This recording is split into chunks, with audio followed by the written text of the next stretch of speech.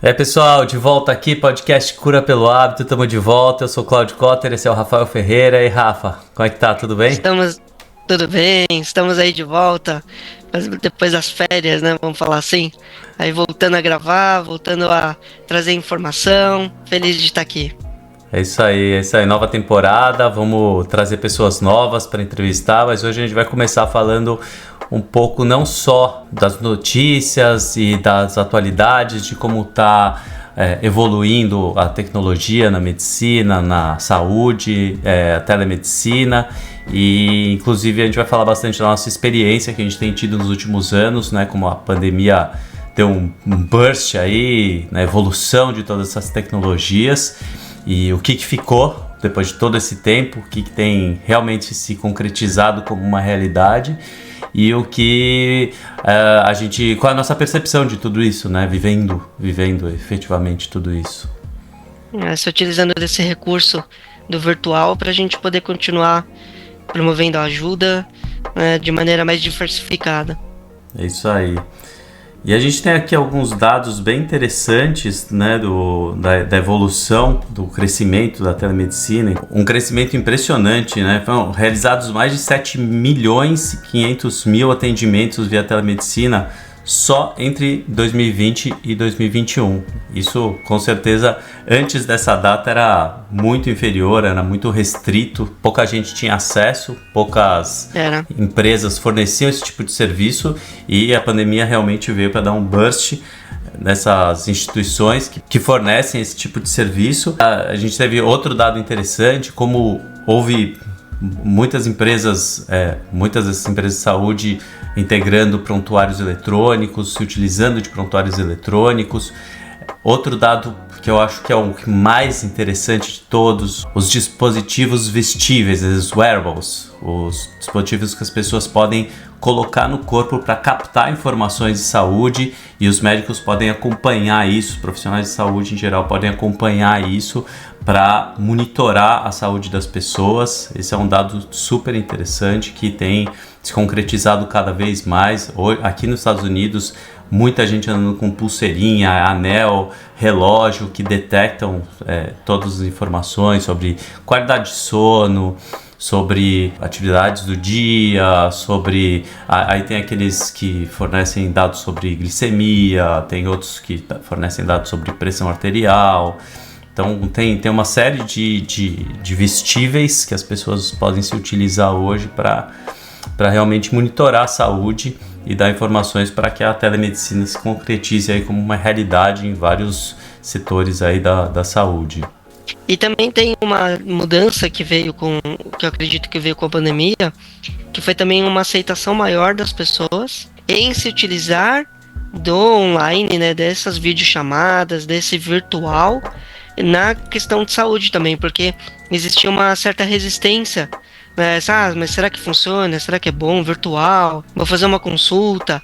Então realmente tinha bastante resistência, e, inclusive das técnicas que eu venho utilizando, que eu trabalho com, né, no online, o Theta Healing, que é uma das técnicas que eu já usava antes da pandemia. E foi interessante porque eu colhi esse dado porque eu falava para as pessoas, vamos fazer online, que dá para fazer online. E as pessoas tinham bastante resistência, não queriam, preferiam ir presencial, mesmo sendo que a técnica não tinha toque, né? Não tem toque da técnica, mas as pessoas preferiam presencial. E aí com a pandemia, teve uma abertura maior para esse processo. Então eu acho que a pandemia, né, dentro das questões, ela trouxe essa força para a gente acreditar mais no virtual, né? Então se usufruir mais dessa tecnologia que está aí em abundância, né?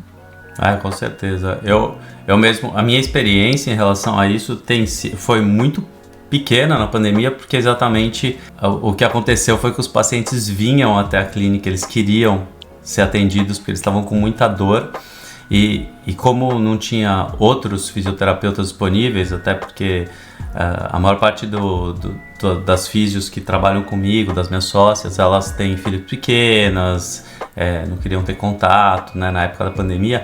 Então, nessa época, por alguns meses, eu era o único disponível para atender. Então, toda a demanda da clínica de pacientes passava comigo.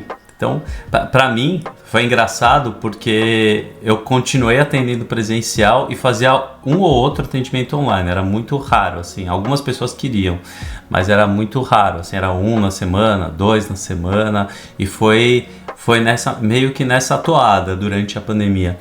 E hoje, que eu tô longe do Brasil, ainda é mais ou menos isso, é um atendimento de vez em quando de uma pessoa, e para mim o que acontece muito, por eu ter estudado algumas coisas muito específicas, como a influência do sistema digestório no sistema musculoesquelético, né? Qual a influência de problemas digestivos na parte postural, nas dores, né? Como isso impacta as pessoas, como essas questões podem influenciar nas dores realmente, e como a gente pode lidar com isso mudando de hábitos e fazendo algumas posturas, treino de respiração. Então tudo isso eu consigo trabalhar com o paciente, mas principalmente eu consigo fazer uma boa avaliação online. Então a parte de avaliação e orientação para mim funcionou super bem durante a pandemia e pós-pandemia também, até hoje. Quando os pacientes estão longe, eles conseguem me acessar e ter esse tipo de atendimento. Agora, o tratamento em si, onde é muito importante a parte de toque, é muito importante uma orientação mais precisa de um exercício, porque dentro do meu atendimento tem isso muito da gente monitorar o paciente para ele fazer um movimento de maior qualidade. Isso muitas vezes tem que estar perto do paciente, tem que tocar o paciente. Essa parte não faz muito sentido online. Então, para mim, acabou encaixando melhor na questão realmente de avaliar e orientar o paciente, mas não tanto na questão de tratamento em si. O tratamento eu acabo encaminhando para alguém lá na clínica para fazer esses atendimentos presencialmente, para uma das sócias, para uma das físios da clínica, ou mesmo para acupuntura, para quiropraxia, né? Sendo Sim. uma clínica multidisciplinar, às vezes a gente faz tratamento mais combinado aí com outras áreas, ou até educação física, né? O Thiago fazendo algum tipo de Sim. treinamento com a pessoa. Que é importante. Então o nosso objetivo hoje com esse episódio, o episódio da gente trazer a telemedicina de maneira geral, é a gente também elucidar e explicar um pouco quais são as coisas, assim, como a gente atua, né, quando atuar através dessa câmera, né, falar assim, como a gente está fazendo agora, e porque é importante, porque às vezes a gente tem dificuldade de imaginar, como que eu vou fazer uma fisioterapia online, né? E aí de fato a gente vai ter mais resistência. Então é importante a gente entender que existem muitas coisas que a gente pode fazer dentro do processo de orientação e acompanhamento que vai funcionar super bem no online, como a avaliação que o Cláudio falou, e também de acompanhamento. Então acompanhar a pessoa, entender algumas coisas que ela está fazendo, os exercícios que ela vai fazer em casa. Então isso dá para ser acompanhado de maneira virtual para ver se ela está fazendo certo. E existem outras abordagens que aí precisam do contato manual, precisam do estímulo manual, que aí a gente tem várias técnicas, como por exemplo que o Cláudio utiliza do Busquet, e aí outras, né, de terapia manual, que aí realmente a gente precisa, como por exemplo na acupuntura. A acupuntura, dentro da modalidade, existe a modalidade de colocar agulha, que é a acupuntura. Mas, por exemplo, a gente pode utilizar o Qigong, que é a mobilização de energia no ponto de acupuntura. Então, em tese, pelo Qigong, a gente não precisaria estar presencialmente. Mas é melhor a gente direcionar a sessão de acupuntura para um presencial, né? Porque tem todo um envolvimento, tem toda uma relação ali dos pontos e de estímulo que é diferente.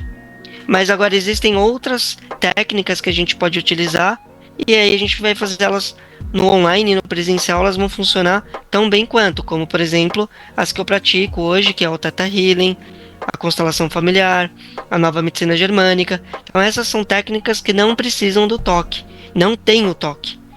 Então, independente de estar presencial ou estar online, elas vão atuar da mesma maneira. E aí é interessante, então a gente tem que saber modular essa questão do online com o presencial, que eu acho super importante, e aí a gente vai fazendo essa junção. Eu acho que juntar é sempre muito bom, como a gente fala, né, Cláudio, que juntar a medicina ocidental com todas as práticas que a gente tem integrativas é a melhor coisa que a gente pode fazer, né? Não é uma melhor que a outra, ou uma ou outra, é a gente juntar forças. Então, por exemplo, O online permite a gente estar aqui hoje, passando informação, estar juntos, do qual a gente teria que esperar momentos em que a gente teria que se encontrar para poder gravar e fazer episódios. Não, com certeza. Outro dado interessante é que as pessoas que fazem psicoterapia realmente optaram pelo online, né? Você vê muita gente optou para ir para o online e pouquíssima gente hoje. Eu conheço pouca gente que faz presencial. É lógico que alguns psicoterapeutas preferem fazer presencial, mantêm o consultório, mas o que a gente vê é assim, a grande maioria das pessoas não quer gastar o tempo de deslocamento para conversar com uma pessoa. Então, realmente, a psicoterapia como usa a fala como terapia, né, não usa tanto. Algumas técnicas, lógico, também precisaria de toque, mas na maior parte dos terapeutas realmente usam a psicoterapia como um instrumento da fala. Então, realmente funciona super bem. E É como uma série de técnicas que a gente usa, né? Então, por exemplo, o Theta Healing, a constelação, tem o Reiki, tem técnicas que são, elas não têm o toque físico, né? Elas tocam diferente, como a psicoterapia, ela não vai ter o toque físico, mas ela tem todo um processo de interação. Então, realmente as pessoas, nessa questão, elas estão preferindo bastante do deslocamento. em relação ao deslocamento funciona bem e também quando a gente pensa na telemedicina em si, como realmente é um problema mundial essa questão do encarecimento da medicina, da saúde, a possibilidade de baixar o custo sem a pessoa ter que se deslocar, pagar estacionamento, pagar um plano de saúde caro, por exemplo. Tudo isso facilitou. Esse é um dado bem interessante. Hoje tem muitos planos de saúde que estimulam os pacientes a fazerem consultas online para baratear o plano e poder fornecer saúde para mais pessoas. Isso é um dado super importante. Porque é o que a gente está falando aqui, trazendo. A gente tem que saber equilibrar esse telemedicina, esse online com o presencial. Então tem muita coisa que a gente consegue resolver fazendo de maneira virtual e que vai facilitar. Então a gente vai ter um acesso mais rápido, vai conseguir resolver aquela questão de uma maneira mais rápida, em vez de você demarcar uma consulta, esperar ter horário, a data e ir lá. Às vezes a gente consegue intervir muito mais rápido. Então, às vezes, fazer uma consulta, uma teleconsulta, ela é rápida, você consegue fazer e você consegue solucionar, de repente, o problema ali naquele momento. E se precisar de alguma coisa mais precisa ou não, eu preciso ver de uma maneira diferente, aí sim, marca essa consulta, vai pro presencial, como nas técnicas, né? Então, às vezes eu estou atendendo os pacientes e os pacientes que seria possível online, e eu falo, olha, será que na próxima você consegue presencial? Porque eu acho que eu vou ter que fazer uma intervenção um pouco mais com acupuntura, tem algumas coisas que vão ser necessárias, né? Então, acho que saber equilibrar é importante. Então, a gente acreditar que sim, no online a gente tem muito resultado, e saber equilibrar e quando, né, a gente fazer esse mix. Até só colocando aqui um parênteses, existem pessoas também que acabam preferindo o presencial porque realmente no espaço físico que essas pessoas estão, ela não se sente à vontade para poder ir trabalhar ou fazer as questões que ela quer fazer de saúde. Então ela prefere ir para esse espaço físico. Então é isso, é a gente saber ponderar e equilibrar e trazer o que for melhor, né? Agora, como curiosidade também, eu achei bem interessante uma estação onde a pessoa, então, é uma coisa nova aqui nos Estados Unidos, está em teste, a pessoa entra na estação, faz os exames todos e com inteligência artificial já começa a dar resultados, né? Então é uma estação que você não tem contato com médico nenhum. É lógico que isso para algumas coisas vai ser muito bom, porque realmente é só dado, né, que a máquina pega e tem a interpretação. Tem um lado bom de facilitar, ser mais rápido, e se eles baratearem esse acesso a esse tipo de estação onde a pessoa entra e já as máquinas conseguem monitorar tudo, pegar os dados e dar um resultado de como está o seu estado geral de saúde, é muito legal. Mas tem um lado negativo também. O primeiro lado negativo, na minha visão, é a falta de contato humano. As pessoas precisam de contato humano, isso somos seres sociais, então esse é um lado bem negativo e a gente tem que estar muito esperto para isso, porque assim, à medida que a gente vai aderindo a mais tecnologia, cada vez mais a gente está tendo menos contato humano. Antigamente a gente ia no banco a pé para encontrar pessoas, para fazer um depósito de cheque, para pagar uma conta. Hoje a gente já não vai mais no banco, a gente não faz a caminhada até o banco, a gente não tem contato com as pessoas, a gente não conhece mais nosso gerente pessoalmente às vezes, né? Dependendo do banco, você nem tem gerente para ter contato. Então, essa é uma questão muito negativa. Outra questão negativa também é a questão da avaliação, né? Achar que, às vezes, um dado da tua saúde vai te dar uma informação que já vai te direcionar para um tratamento, onde, às vezes, você está buscando na internet informação, no YouTube, numa inteligência artificial, a informação de que, tá bom, o que eu faço com esses dados? E não é bem assim. Tem muitas vezes que você precisa lá do profissional da área da saúde para interpretar os seus dados junto com a experiência dele, porque nem tudo está disponível para inteligência artificial te dar uma resposta precisa. Né? A experiência, a gente fala que a experiência do ser humano tá muito ligada a entender a empatia, né? A entender o que o outro ser passa. Então, a inteligência artificial não chegou nesse nível e não vai chegar, provavelmente. Não vai chegar. E por mais que falem assim de toda a tecnologia, e que esse é um ponto importante que você trouxe, das facilidades, né, que você acaba tendo de exames, como você falou desses monitores, que hoje monitoram o sono, monitoram a saúde, isso são dados que vão sendo coletados com uma base. Mas a experiência clínica, a experiência humana, a empatia, a interação, essa realmente não tem como, né? Então, ter um acompanhamento com uma pessoa, uma profissional da área, vai ser sempre importante e vai precisar. Mas, de fato, você consegue ter, assim, com as análises, somado à consulta clínica ou análise clínica, né, que aí vem a avaliação da pessoa, você chegar em resultados e ajudar as pessoas.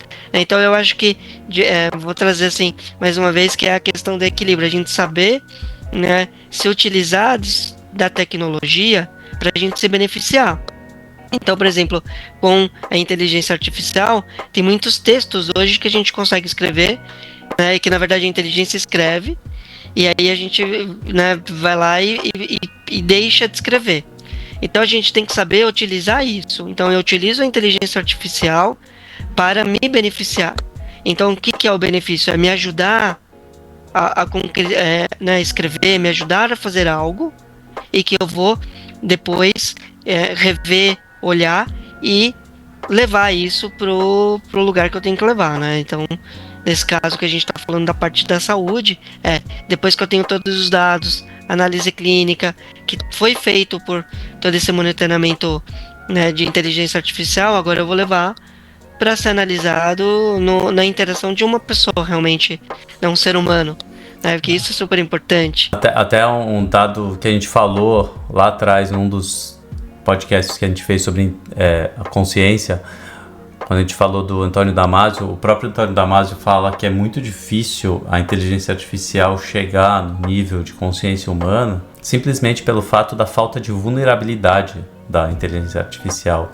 Ela não tem um corpo vulnerável, você teria que fazer um robô, primeiro, que tivesse vulnerabilidade, porque um robô sem vulnerabilidade, ela não entende a essência humana.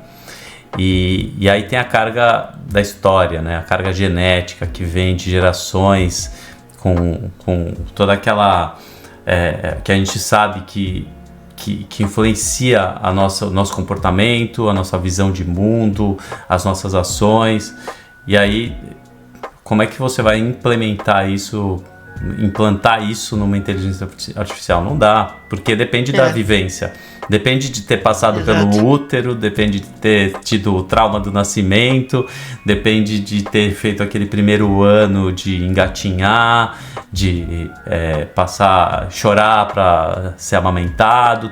Tudo isso é um processo que vai moldando o ser humano, o que é. E a inteligência artificial, um robô, eles não vão passar por isso. E, e a gente tem vários filmes que demonstram isso, né? Como a inteligência artificial tem uma dificuldade de entender a essência humana e acaba interpretando errado o que pra gente é natural, né? Teve um filme que eu assisti outro dia, não vou lembrar o nome agora, se eu lembrar eu ponho aqui no vídeo, depois da edição, que a inteligência artificial, eu vou tentar não dar spoiler aqui, ela simplesmente entende que o ser humano não deu certo e recomeça a população do mundo cultivando bebês. E aí ela é a mãe do bebê.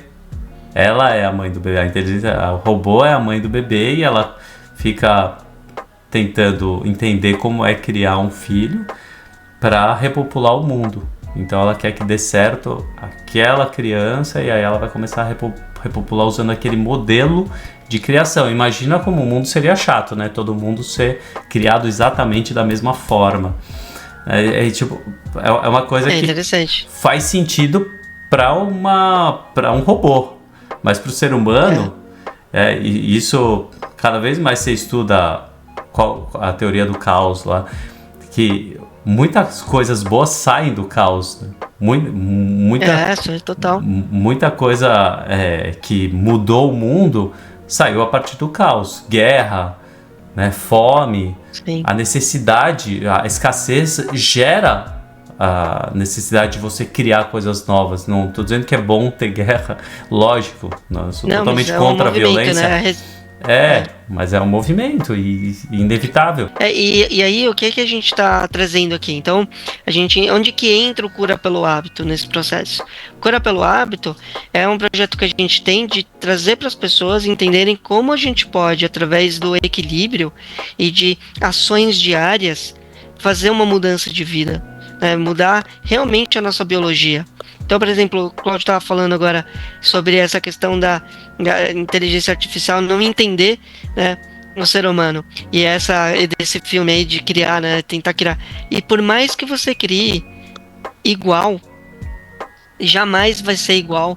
Porque, e é interessante que deu origem, por exemplo, aos estudos da epigenética, né, acaba o projeto Genome e entra a epigenética, exatamente porque descobriram que um neurotransmissor que a gente tem, ele tem mais de 2.000 ações diferentes no corpo.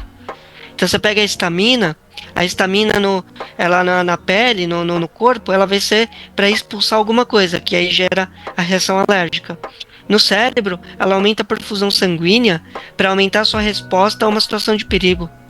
Então você tem mais de 2.000 ações diferentes de um mesmo neurotransmissor. Isso nos torna extremamente complexos.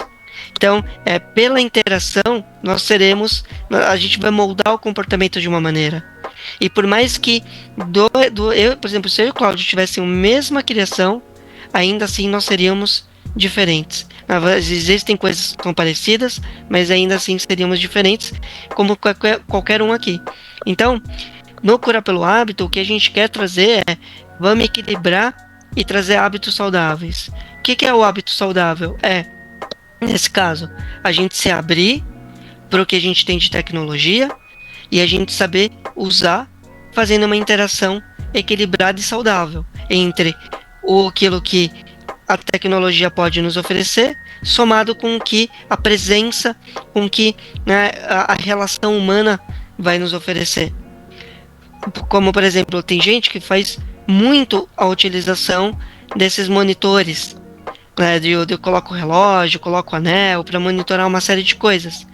Mas é importante a gente lembrar que isso não substitui nenhum tipo de profissional e também lembrar que o que nos faz ganhar, né, aprender, se desenvolver é o movimento, é a gente também fazer, é a gente criar esse, né, vem pelo desafio e a gente ir fazendo todo dia um pouco. Então a gente tem que saber usar isso, né, com o útil ao agradável, e não também usar isso pra gente acabar se acomodando demais, porque é o que eu vejo acontecer muito. Às vezes a gente se acomoda demais com a tecnologia, e aí a gente acaba deixando de se desenvolver também, né, e de criar hábitos saudáveis. Exatamente. E também lembrando que Todos os links dos livros, dos nossos cursos, estão todos aqui na descrição do vídeo. Então, se você tiver curiosidade de acessar esse conteúdo, pode clicar aqui embaixo que você vai ter acesso, e todas as nossas redes também. Então, pessoal, a gente pede curte esse vídeo, compartilha com as pessoas que você acha que pode ajudar. A gente tem vários outros vídeos no canal, tem o Instagram, então estamos sempre disponível aí a poder trazer informação. Então, se vocês também têm interesse sobre assuntos, comenta pra gente, que a gente pega isso, estuda e traz novos vídeos. E também esse ano a gente vai trazer também novos convidados, novos assuntos que talvez a gente não tenha trazido ainda antes. Então fica ligado aí. Todos os episódios anteriores, como o Rafa disse, estão disponíveis tanto no Spotify como no YouTube. E é isso aí. A gente se vê no próximo episódio, Rafa. Valeu. A gente se vê, valeu, até mais. Até mais.